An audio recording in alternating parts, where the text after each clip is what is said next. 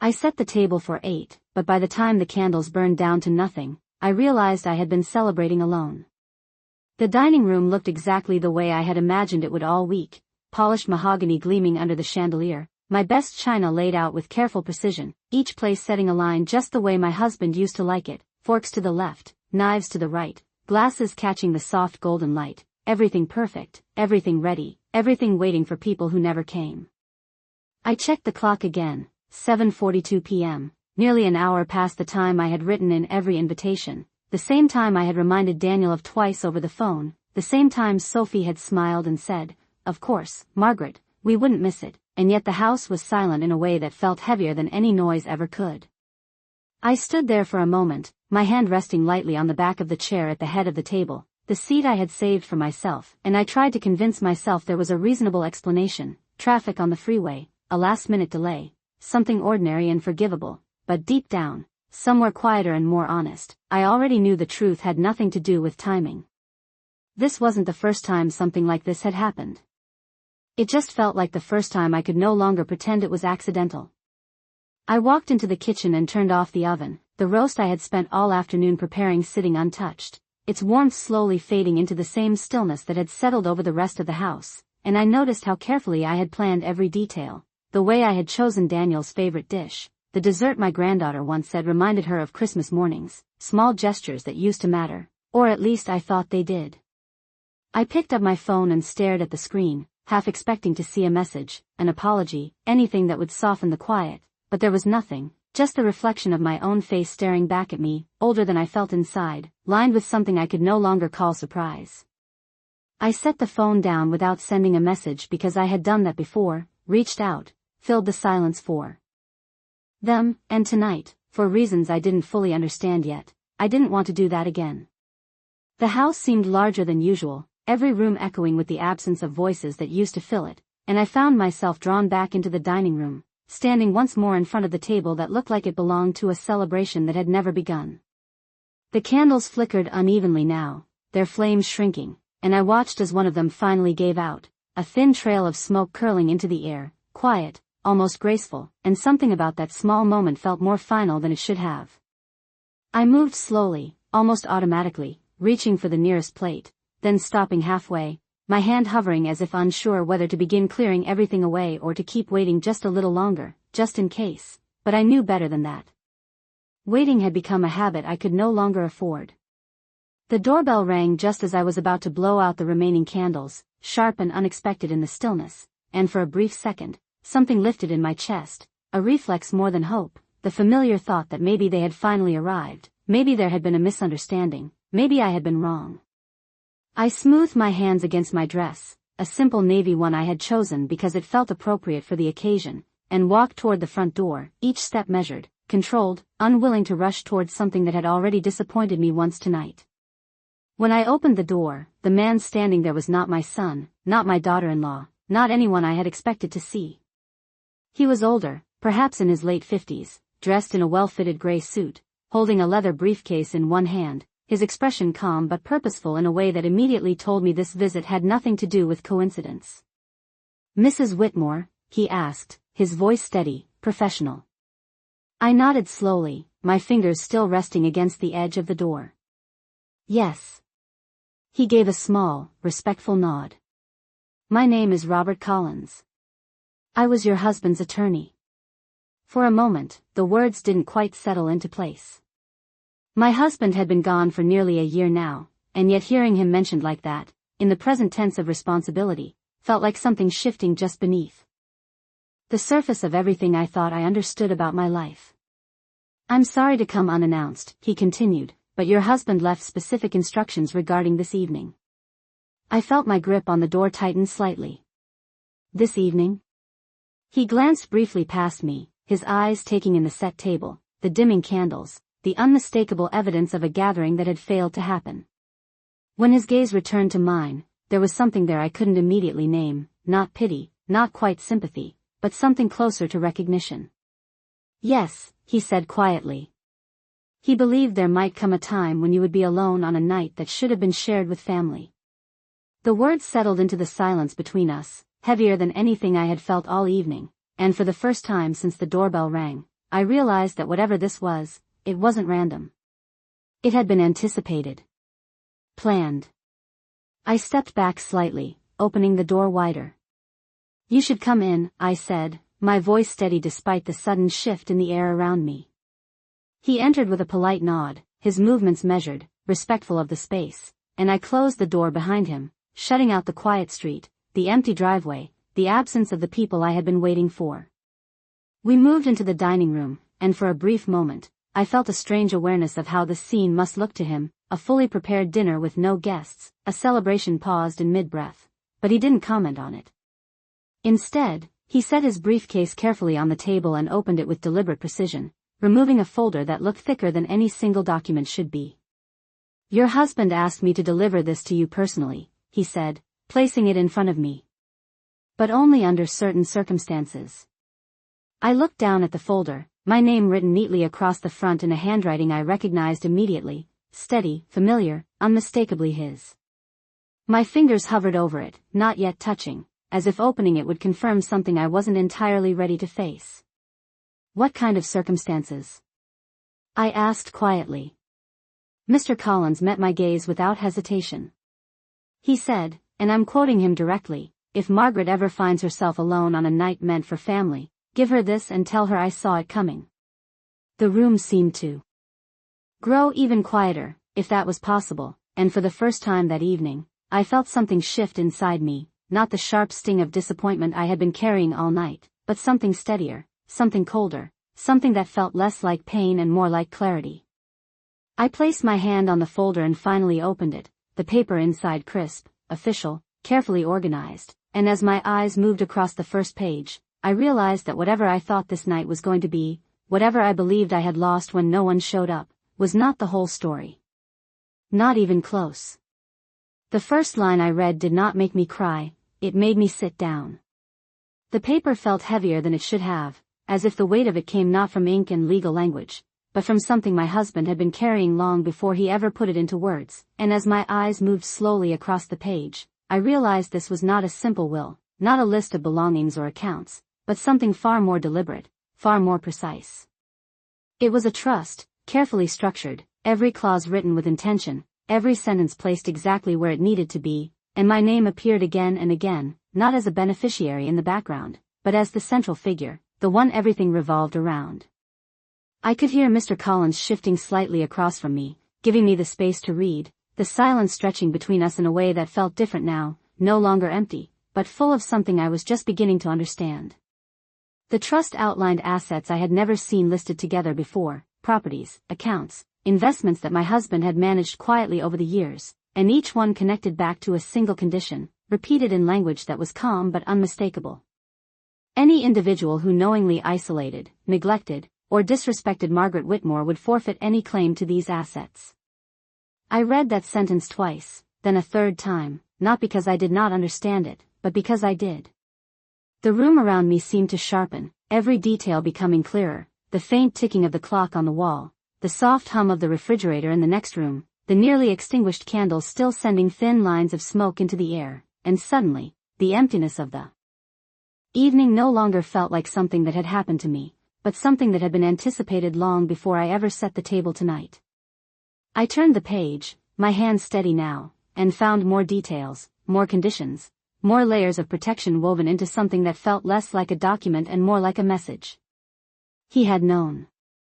Not in a vague, general way, but specifically, intentionally, enough to prepare for it. A memory surfaced without warning, a quiet evening in this very room months before he passed, the two of us sitting across from each other, the table not nearly as formal as it was tonight, just dinner for two, and I remembered how he had looked at me for a moment longer than usual, as if he were trying to memorize something. At the time, I had thought it was simply the weight of his illness, the awareness that time was running shorter than either of us wanted to admit, but now, sitting here with this document in my hands, I wondered if he had been thinking about something else entirely. I closed the folder gently, not out of hesitation, but because I needed a moment to let everything settle into place, and when I looked up at Mr. Collins, I realized that whatever expression was on my face, it was not the one he had expected to see. "He knew they would do this," I said, my voice calm, almost thoughtful, as if I were stating an observation rather than asking a question. Mr. Collins nodded once, slowly. He had concerns, he replied carefully. Over the past few years, he noticed changes. In behavior. In priorities. He did not speak about it often, but when he did, it was always with one goal in mind, making sure you would never be dependent on anyone who did not value you. I let those words settle, not because they surprised me, but because they confirmed something I had been feeling for longer than I had allowed myself to admit. I thought about Daniel, about the way our conversations had become shorter, more rushed, about the way he would glance at his phone while I was speaking, about the way Sophie would gently redirect plans, suggesting different times, different arrangements, always reasonable, always polite, always just enough to make it seem unintentional. I had told myself it was normal, that families change, that people grow busy, that life moves forward, but now, with this document in front of me, those small moments rearranged themselves into something clearer, something harder to ignore. There is more, Mr. Collins said, drawing my attention back to the present. He reached forward and opened the folder again, turning to a section I had not yet read. Your husband appointed you as the sole controlling trustee. That means you have full authority over every asset listed here. No distributions can be made, no decisions can be executed, without your direct approval. I looked at the page he indicated, reading the line again, this time more slowly, letting each word take its place. Sole controlling trustee. The phrase felt almost unfamiliar, not because I did not understand it, but because it described a position I had never imagined myself in. For years, my husband had handled everything, finances, investments, decisions that required a level of attention I had trusted him to manage, not because I could not, but because we had fallen into roles that worked for us. And now, without any warning, without any preparation I could recall, I was being told that everything had shifted, that the center of control had moved, quietly, completely, into my hands. Why did he not tell me?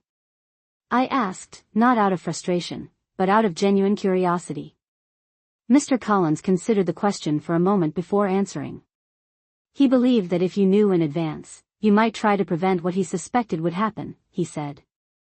He wanted the truth to reveal itself without interference. I let out a small breath, not quite a sigh, more like the release of something I had been holding without realizing it. That sounded like him. Careful. Thoughtful. Always looking one step ahead, not to control the outcome, but to understand it. I glanced toward the dining table again, at the empty chairs, the untouched plates, the place settings that had been arranged with such care, and for the first time that evening, I did not feel the urge to clear them away immediately. Instead, I saw them for what they were, evidence, not of my loneliness, but of something else entirely. A test, perhaps, though not one I had created. My phone buzzed softly on the counter in the kitchen, the sound carrying through the quiet space, and I turned my head slightly, not rushing to check it, not feeling the same pull I had earlier in the evening. The message could wait. Whatever it was, it had already arrived too late. What happens now? I asked, returning my attention to Mr. Collins. He closed the folder gently and met my gaze with the same steady calm he had maintained since he arrived. Now, he said, you decide how this story continues. I nodded once, slowly, the weight of that statement settling into place, not as a burden, but as something else, something steadier, something that felt like the beginning of clarity rather than the end of something I had lost.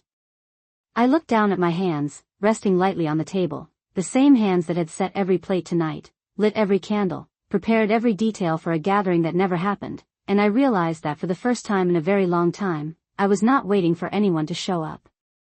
The message on my phone did not stop after the first vibration.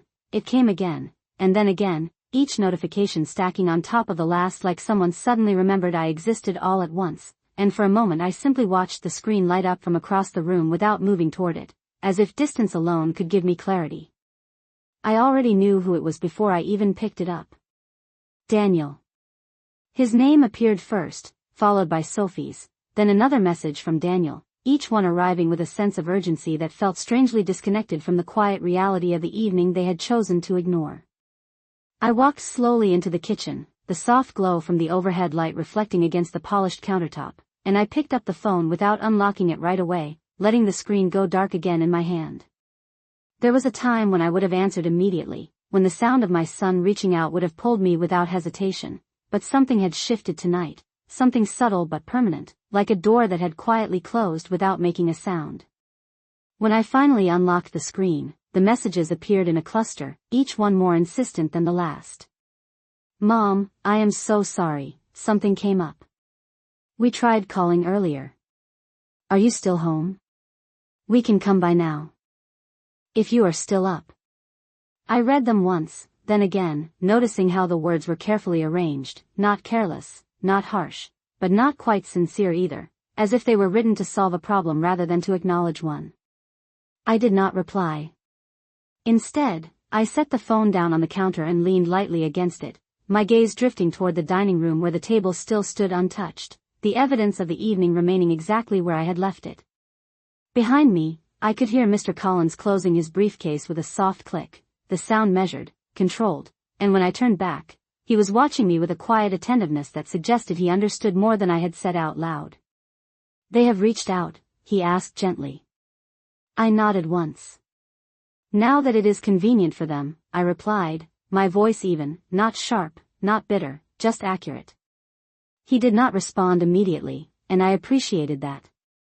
There was no need to fill the space with reassurances or advice. Everything that needed to be understood was already present in the room. I walked back into the dining room and stood beside the table again, this time not as someone waiting, but as someone observing, and I noticed details I had missed earlier, the slight imperfection in the fold of one napkin, the way one glass had been placed just a fraction of an inch off from the others, small things that would have bothered me before, details I would have corrected without thinking, but now they felt irrelevant, almost distant, like part of a version of myself that had been focused on maintaining something that no longer existed. Another message came through, the soft buzz echoing faintly from the kitchen, and I did not turn toward it. Instead, I reached for one of the chairs and pulled it out slowly, the sound of wood against the floor steady and deliberate, and I sat down in the seat I had prepared for myself earlier in the evening. The view from here was exactly as I had intended it to be, every place setting visible, every empty chair accounted for, and for the first time, I allowed myself to look at them not as absences, but as answers. This was what it looked like when people chose not to show up. This was what it looked like when priorities shifted quietly over time until they no longer included you. It was not dramatic. It was not loud. It was simply empty. Your husband believed this moment would be important, Mr. Collins said from across the room, his voice low enough not to disrupt the stillness. Not because of what was lost, but because of what would become clear. I considered that for a moment, letting the words settle into the space around me, and I realized he was right. Clarity had a different feeling than I expected. It was not painful in the way I had imagined. It was not overwhelming or sharp. It was steady, almost calm, like finally seeing something in full light after years of looking at it in shadow. My phone buzzed again, longer this time, indicating a call rather than a message, and I knew without looking that it was Daniel.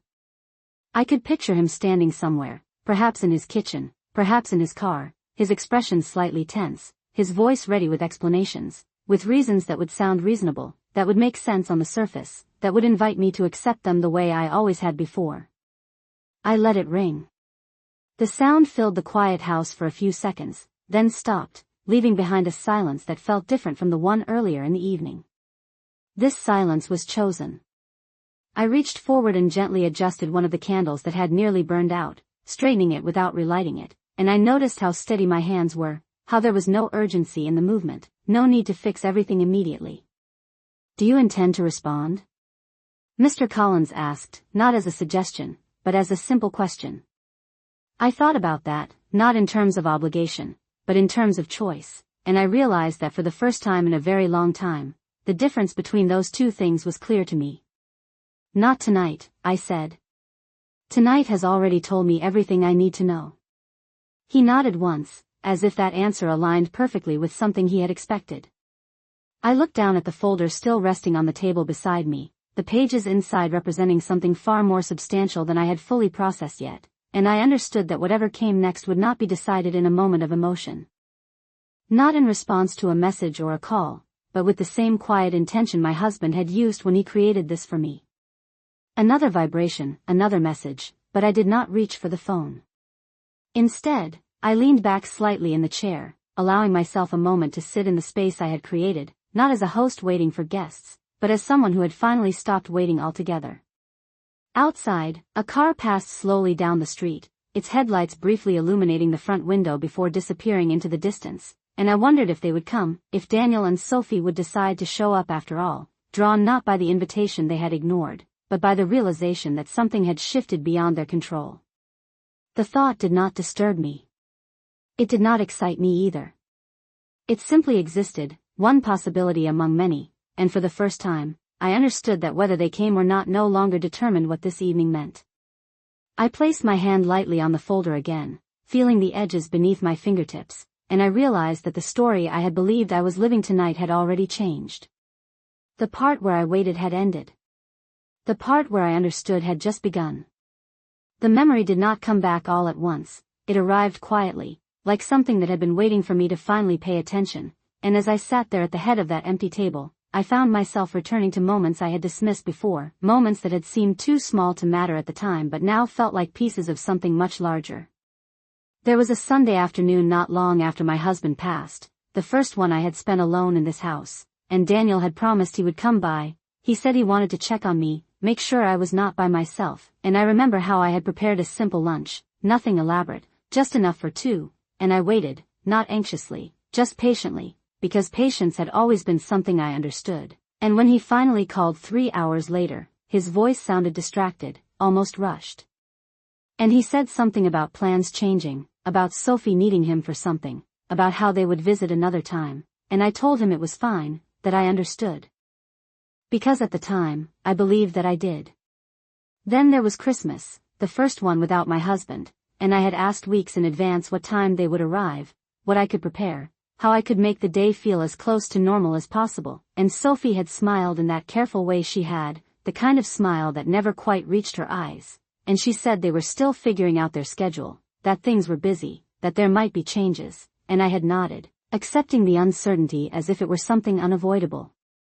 And on the morning of Christmas, I woke up early, out of habit more than anything else, and I made coffee, and I waited, and by the time the sun had set, I realized they had spent the day elsewhere, with her family, without ever telling me directly, and again, I told myself it was not intentional, that it was simply how things worked now.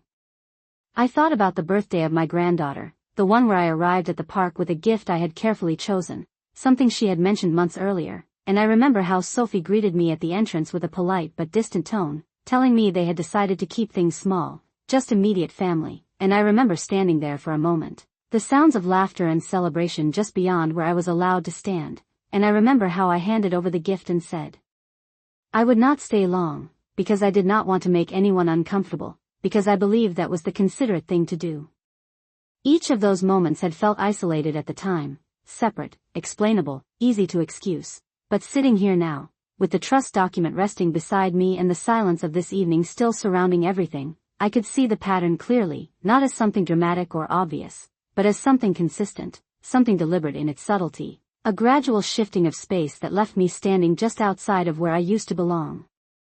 I lifted my gaze from the table and looked around the room, really looked this time, at the photographs on the wall, the ones that captured birthdays and holidays from years ago, Daniel as a boy standing proudly beside a cake I had baked, my husband smiling with that quiet warmth he carried through everything, the three of us together in a way that felt complete, and I realized how long it had been since I had seen that version of us reflected anywhere in the present. He noticed it before you did, Mr. Collins said softly, as if he had been following the direction of my thoughts without needing me to speak them aloud. I turned my head slightly toward him, not surprised by the statement, only by how accurate it felt. He never said anything directly, I replied, more to myself than to him, not in a way that sounded like concern. Mr. Collins gave a small nod. He believed that if he spoke too soon, it would change how you saw them, and he did not want to take that from you unless it became necessary. I let that settle, the idea that my husband had been protecting not just my future, but my perception of the people I loved, allowing me to hold on to something genuine for as long as it remained possible, and I understood now why he had chosen to act quietly, why he had built something like this without drawing attention to it. He had not wanted to confront the problem, he had wanted to prepare for it. I reached for the folder again, opening it to the section Mr. Collins had shown me earlier, and this time I read more carefully, not just the conditions, but the language around them, the way each clause was written to ensure that the intent could not be misunderstood or challenged, and I realized that this was not just about money or property, it was about something far more specific: accountability. My husband had created a system that did not rely on confrontation, did not require arguments or explanations. It simply reflected behavior back to those who demonstrated it, and in doing so, it removed the need for me to defend myself in a way I had grown accustomed to avoiding. My phone buzzed again from the kitchen, another call, another attempt, and I could imagine Daniel's frustration growing, his confusion, perhaps even his concern, but I also understood now that concern could exist without awareness, that someone could reach out without truly seeing what they had done. I stood up slowly from the chair, not because I felt restless, but because I wanted to move, to step out of the position I had held for so long, the one that kept me waiting, explaining, adjusting, and as I walked toward the kitchen, I did not feel the same pull toward the phone that I would have felt even a few days ago. Instead, I paused by the counter, looking down at the screen as it lit up once more, Daniel's name appearing again, persistent, insistent, and for a moment I considered what I would have said if I answered, how I would have softened my voice, reassured him that it was all right, that I understood, that we could reschedule, that we could try again another time, and I realized that those words were no longer available to me, not because I was angry, but because they were no longer true. The call stopped. The silence returned. I picked up the phone, not to respond, but to turn it face down on the counter, a simple action that felt more significant than it should have, and then I turned back toward the dining room, toward the table that still held everything I had prepared, toward the space that had revealed more to me in a single evening than I had allowed myself to see in years. I did not feel smaller anymore. I did not feel like I had been left behind. If anything, I felt as though I had stepped into something I had been standing just outside of for a long time, something clearer, something steadier, something that did not depend on anyone else showing up to validate it. I walked back into the room and stopped beside the table, my hand resting lightly against its edge, and I allowed myself one final look at the empty chairs, not with disappointment, but with recognition, because this, more than anything else, was the truth my husband had prepared me to see. They had not just missed a dinner. They had revealed exactly where they stood. And now, for the first time, I knew exactly where I stood as well. Mr. Collins did not rush me, and I appreciated that more than I expected, because everything about this evening had already moved at a pace I could no longer pretend to control, and yet now, sitting there with the truth laid out in front of me, I felt no urgency to act, only a quiet need to understand what came next.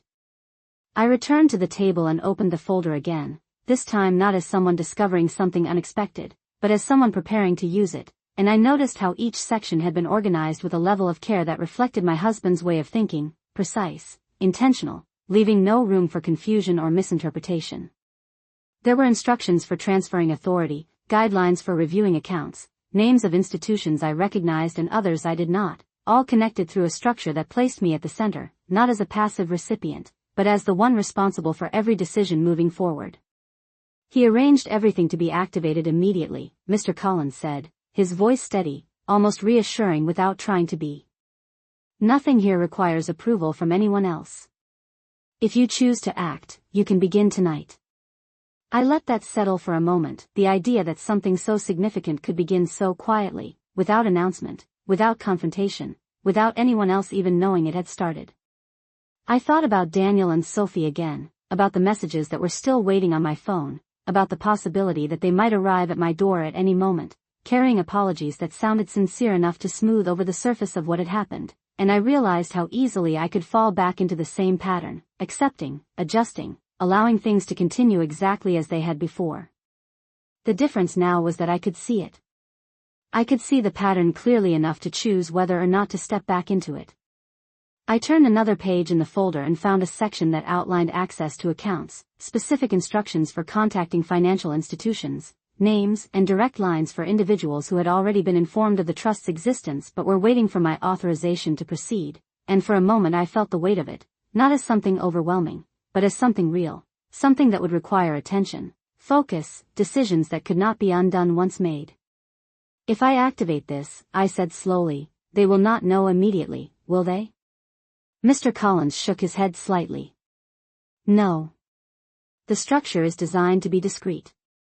Changes can be made gradually, without drawing attention, unless you choose otherwise. I nodded, not because I had already decided, but because I understood the significance of that option. Discreet.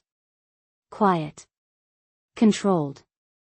It was exactly how my husband had handled everything, and I could almost hear his voice in the back of my mind, not telling me what to do, but reminding me that I did not have to rush. My phone vibrated again in the kitchen, another message, another attempt to reach me, and I did not move toward it. Instead, I reached for a pen that had been sitting near the edge of the table, one I had used earlier to write out place cards with careful handwriting, and I held it between my fingers for a moment, feeling the familiar weight of something simple, something ordinary, and I realized how different this action felt compared to everything else that had happened tonight. There was no hesitation in it. No uncertainty. Just a quiet awareness that this was where things began to change. What would you recommend? I asked, not because I needed direction, but because I wanted perspective. Mr. Collins considered the question carefully before answering. I would recommend that you take your time, he said. Review everything. Understand every part of it. But I would also remind you that this was not created in response to a single evening. It was built in anticipation of a pattern. I let that settle, the word pattern echoing slightly in my thoughts, connecting back to everything I had already seen, everything I had already understood. This was not about reacting to tonight. This was about responding to something that had been happening for a long time. I placed the pen down gently on the table and closed the folder once more, not because I was finished, but because I had seen enough for now, enough to know that whatever came next would not be driven by emotion, but by clarity. I stood up slowly, moving toward the kitchen again, and this time I picked up the phone, not to answer it, but to look at the screen with a different perspective than before. The messages were still there, more of them now, apologies layered with explanations, attempts to bridge the distance that had been created, but as I read them, I noticed something I had not fully seen before, how each message focused on the situation, not the pattern, how each one addressed the missed dinner, not the repeated absence, and I understood that even now, even in their urgency, they did not see what I had come to understand. I turned the phone off completely, not out of anger, but out of intention, and I set it down on the counter with a quiet finality that felt appropriate for the moment. When I returned to the dining room, the candles had all gone out, leaving the room illuminated only by the overhead light, the atmosphere shifting from something soft and expectant to something clear and defined, and I looked at the table one more time before reaching for the nearest plate. This time, when I began to clear it, there was no hesitation, no lingering sense of waiting, just a steady, deliberate motion, one plate at a time, one glass at a time, each action simple, controlled, and entirely my own. Mr. Collins watched quietly as I moved, not offering to help, not interrupting, understanding that this was something I needed to do myself, not as a task, but as a transition. When the table was finally clear, when the last of the dishes had been set in the sink and the room no longer held the shape of the evening I had planned, I stood there for a moment, taking in the space as it was now, not empty, but reset, ready for something new. I will begin tomorrow, I said finally, my voice calm, certain in a way that did not require emphasis. Mr. Collins nodded once, closing his briefcase again. I will be available whenever you are ready, he replied. I walked him to the door, the same door I had opened earlier with a different expectation, and as I watched him step out into the night, I realized that the person who had opened that door and the person standing here now were not the same. When I closed it behind him, the house felt quiet again, but not in the same way it had before. This silence did not feel like something I was trapped in. It felt like something I had chosen. And for the first time in a very long time, that made all the difference. The house felt different the next morning, not brighter, not warmer, but clearer, as if something invisible had been removed during the night, something I had grown so used to carrying that I no longer noticed its weight until it was gone. And when I walked into the kitchen, the quiet did not press against me the way it used to, it simply existed, neutral, steady, like a space waiting to be filled on my own terms. I made my coffee the same way I always had, measuring carefully, pouring slowly, watching the steam rise in thin, quiet lines, and for a moment, I allowed myself to notice how familiar everything still was, how nothing in the physical world had changed, the same countertops, the same cabinets, the same view out the window, and yet something fundamental had shifted beneath all of it. I carried the mug into the dining room and paused at the entrance, my eyes moving across the table, now completely cleared, the surface bare except for the folder I had left there the night before, and I realized how intentional that had been, leaving it in plain sight, not tucked away, not hidden, as if I needed to see it first thing in the morning to remind myself that last night had not been a dream or an emotional reaction that would fade with sleep. I set the coffee down beside it and pulled out the chair, sitting in the same place I had occupied the night before, but this time there were no candles, no place settings, no expectation of anyone arriving, just me, the quiet, and the document that had changed the way I understood everything. I opened the folder again, slower this time, more deliberate, and began to read from the beginning, not skimming, not searching for specific lines, but taking in each section as it was meant to be understood, and I noticed things I had not fully registered before, small details that spoke to how carefully this had been constructed, not just legally, but personally. There were notes in the margins, written in my husband's handwriting, brief but clear, pointing out sections I might want to review more closely, reminding me of accounts we had discussed years ago, decisions we had made together that I had since forgotten, and seeing those notes now felt like hearing his voice again, not in memory, but in guidance, as if he were still sitting across from me, explaining things in that calm, steady way he always had. I moved through the document methodically, pausing when something required more attention, marking pages with small slips of paper. I found in the drawer beside the table, and as the morning light shifted slowly across the room, I felt something settle into place within me, a sense of ownership, not just of what was written here, but of the process itself. This was not something being done to me. This was something I was stepping into. Around mid-morning, I reached the section Mr. Collins had pointed out the night before, the one detailing the authority granted to me as the sole controlling trustee, and this time, I did not just read it, I studied it, line by line, making sure I understood every implication, every responsibility, every option available to me. There was a list of actions I could take immediately, steps that would begin to shift control of various accounts and properties into a structure that only I could direct, and for a moment, I let myself consider what it would mean to begin, not in theory, but in reality. I thought about Daniel again, about Sophie, about the messages I had not answered, the calls I had not returned, and I wondered what they were thinking now, whether they were confused, frustrated, concerned, or simply waiting for me to respond so that everything could return to the way it had been before, and I realized that whatever they were feeling, it was separate from what I needed to do next. This decision was not about them. It was about me. I reached for my phone where I had left it on the counter the night before and turned it back on, watching as it lit up and immediately filled with notifications, missed calls, messages stacked one after another, the urgency of them almost overwhelming at first glance, but I did not open them right away. Instead, I set the phone down beside the folder and let it sit there, present but not controlling, and I returned my attention to the document. The next step was clear. There was a number listed for one of the financial institutions, a direct line to a representative who had already been informed of the trust, someone who would recognize my name, who would be expecting my call whenever I chose to make it, and I stared at that number for a moment, not hesitating, but acknowledging the significance of what it represented. This was the point where understanding became action. I picked up the phone again, this time not to read messages, but to dial, my fingers steady as I entered each number, and as the line began to ring, I felt a calm settle over me, not the kind that comes from avoiding something difficult, but the kind that comes from moving toward it with clarity. The call was answered quickly, the voice on the other end professional, composed, and when I introduced myself, there was no confusion, no delay, just immediate recognition, as if my name had been placed exactly where it needed to be long before I ever spoke it out loud.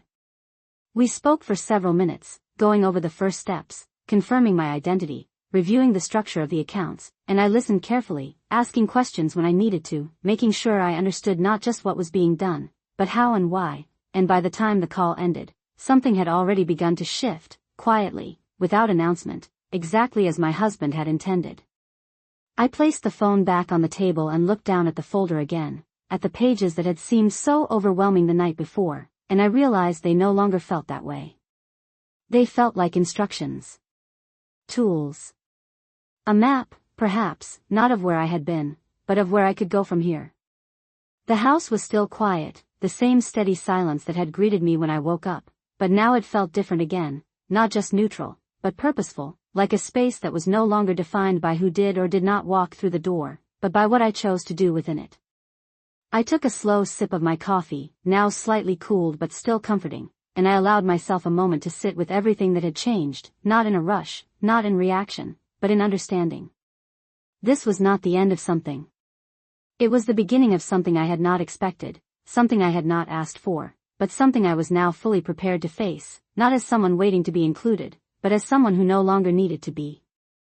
By the afternoon, the house no longer felt like a place I had to endure, it felt like a place I was beginning to reclaim, and that difference showed itself in small ways, in how I moved from room to room without hesitation, in how I opened drawers and cabinets not out of habit, but with intention, as if I were seeing everything again for the first time.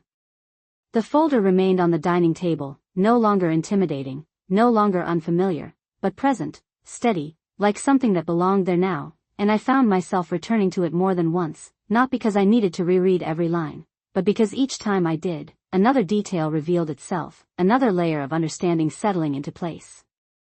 The calls I had made earlier that morning had already begun to take effect, quietly, exactly as promised, confirmations appearing in my email, formal, precise, acknowledging changes that had been initiated, access that had been granted, structures that had shifted without drawing attention, and I read each one carefully, not rushing, not skimming, making sure I understood exactly what had been set in motion. It was not dramatic. There were no sudden announcements, no immediate consequences visible to anyone outside of what I was doing, but I could feel the difference, the subtle shift of control moving into my hands, and it was enough. My phone rang again, this time not a message, not a brief vibration, but a full call, the sound clear and persistent in the quiet of the house, and when I looked at the screen, Daniel's name was there again, unchanged, familiar, but now carrying a weight it had not carried before. I let it ring once, twice, 3 times, not out of hesitation, but because I wanted to choose how I responded, not react to the urgency of the moment, and when I finally answered, I did not move from where I stood. "Hello, Daniel," I said, my voice even, calm, without the softness I used to add without thinking. There was a brief pause on the other end, just long enough for me to notice it, and then his voice came through, slightly breathless, as if he had been waiting for this exact moment. "Mom, finally, I have been trying to reach you since last night, are you okay?" The question was immediate, almost automatic, and I recognized it for what it was, not concern rooted in awareness, but concern triggered by silence, by the absence of my usual response. "I am fine," I replied simply, and I let the words sit there, without adding anything to them. He hesitated again, and I could almost picture the way he would be running a hand through his hair, searching for the right way to continue. "We are so sorry about last night," he said quickly, the words coming out in a practiced flow. "Something came up with Sophie's family, it was last minute, and we thought we could make it later, but things just got out of control, you know how it is." I listened without interrupting, not because I needed to hear every detail, but because I wanted to observe the way he explained it, the way the words were arranged, the way responsibility shifted gently away from the center of what had actually happened. "I see," I said, my tone neutral, not dismissive, not accepting, just acknowledging that I had heard him. There was another pause, longer this time, and then he continued, his voice softening slightly. "We can come by tonight if you want, or tomorrow, we can do dinner, just us, make up for it." I looked toward the dining room, at the table that had already been cleared, the space that no longer held the shape of what I had prepared, and I realized how different that offer sounded now compared to how it would have sounded just a day ago. Before, I would have agreed immediately, grateful for the chance to restore what had been missed, to smooth over the gap, to return to something familiar. Now, it felt like an attempt to replace something that could not be replaced. "That will not be necessary," I said calmly. The silence on the other end was immediate, heavier this time, filled with something he did not quite know how to respond to. "What do you mean?" he asked, confusion edging into his voice. I took a small breath, not because I was uncertain, but because I wanted my words to be clear, precise, the same way everything else had become. "I mean that last night was not about a dinner that can be rescheduled," I said. "It was about something that has been happening for a long time." He did not respond right away, and I could tell he was trying to understand, trying to place my words into a context that made sense to him.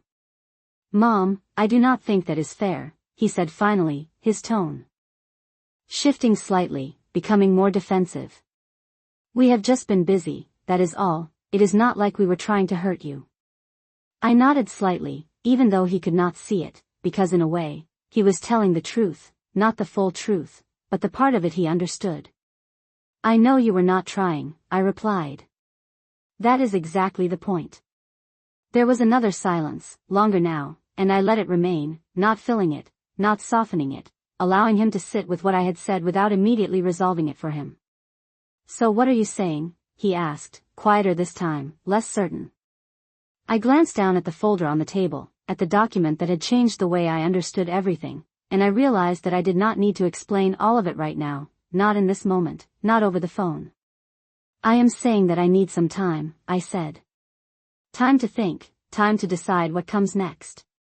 He let out a small breath, the sound carrying through the line, and when he spoke again, there was something different in his voice, something closer to unease than anything else.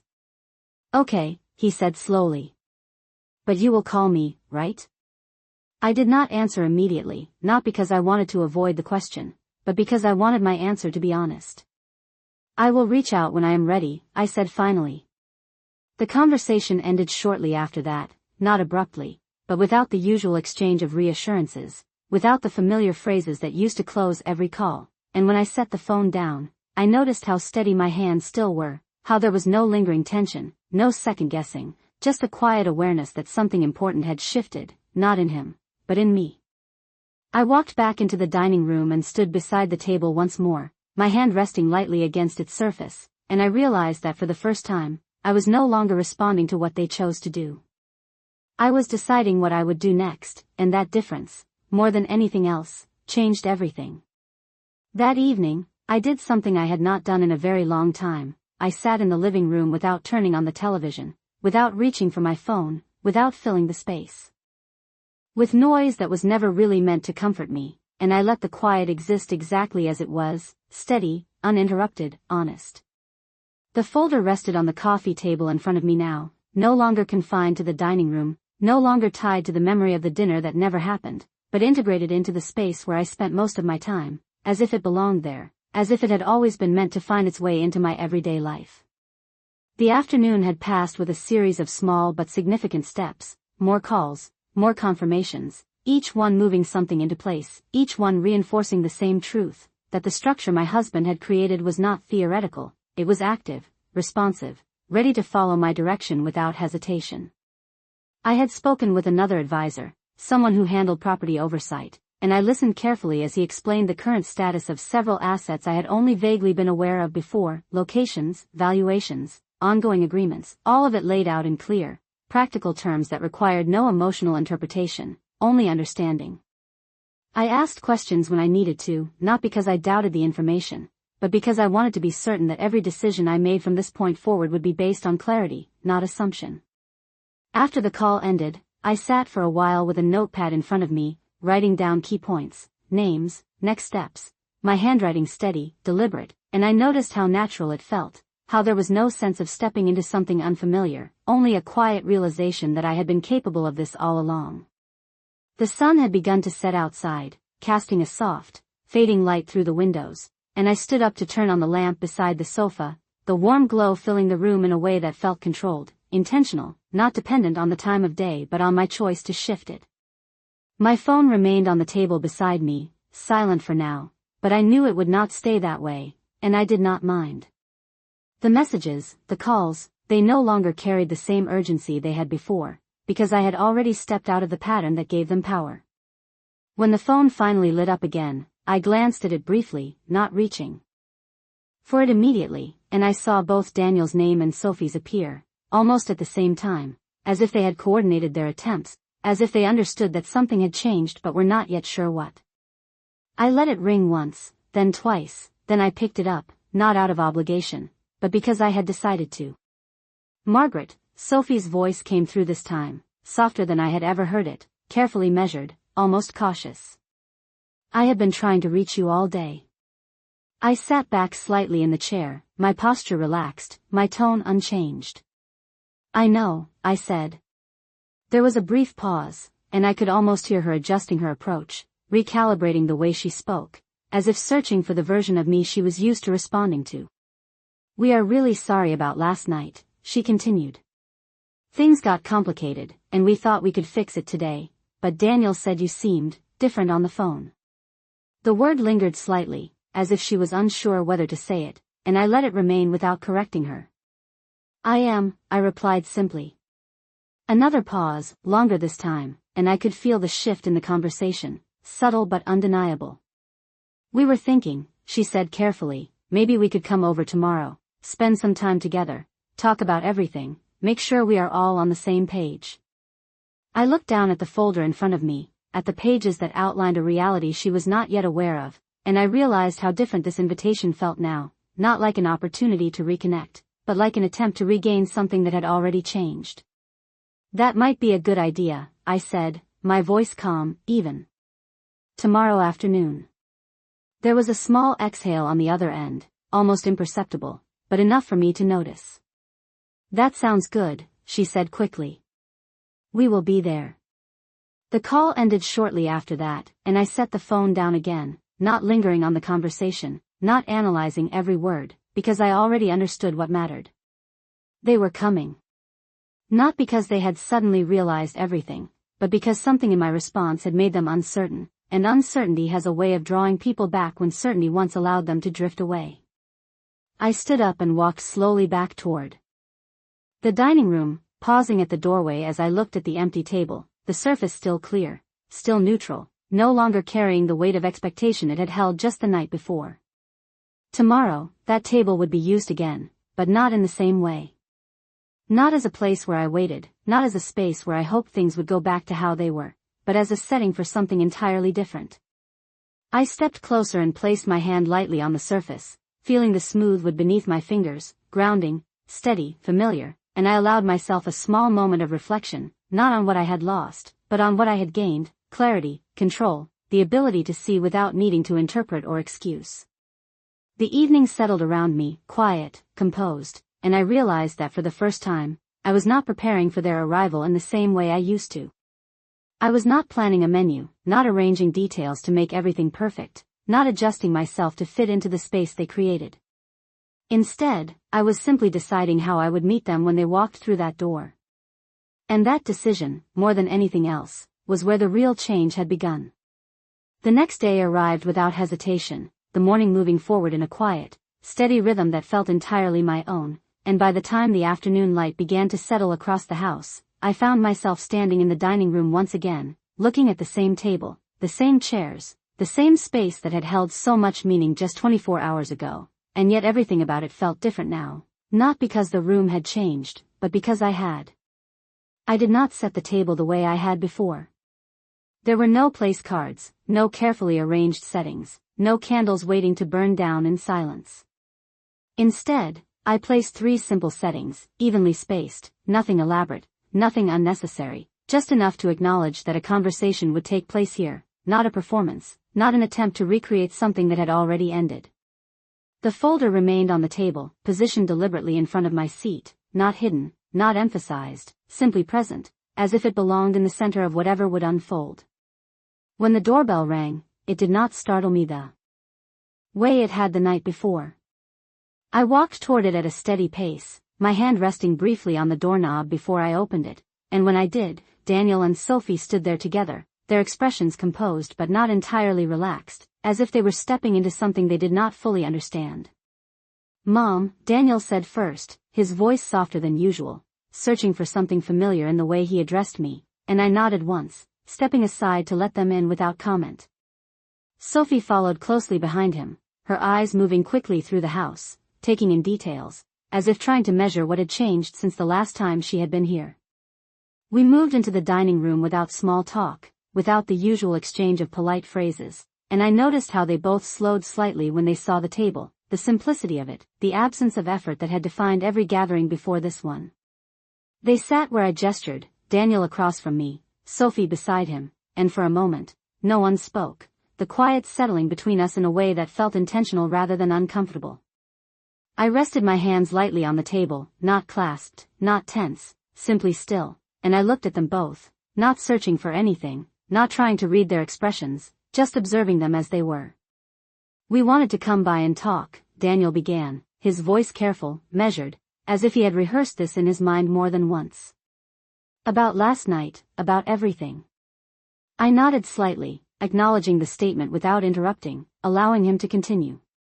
"We know we messed up," he said, the words coming more quickly now. "We should have been here.